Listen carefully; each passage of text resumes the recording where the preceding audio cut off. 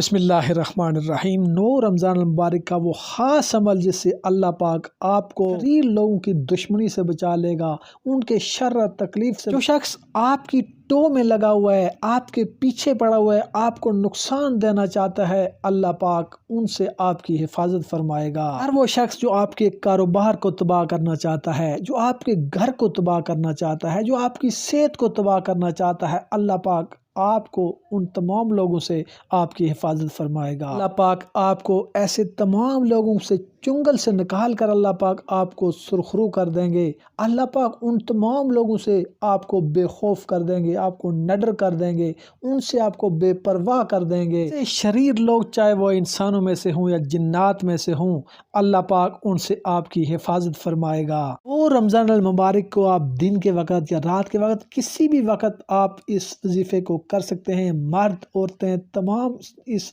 عمل کو کر سکتے ہیں۔ سورۃ الانعام کی آیت نمبر وَرَبُّكَ الْغَنِيُّ ذُو الرَّحْمَةِ آیت کو آپ نے 111 مرتبہ پڑھنا ہے، اول آخر درود پاک پڑھنا ہے، اور اس کے بعد کامل یکسوئی کے ساتھ اللہ پاک سے رو کر گڑ گڑا کر دعا مانگنی ہے۔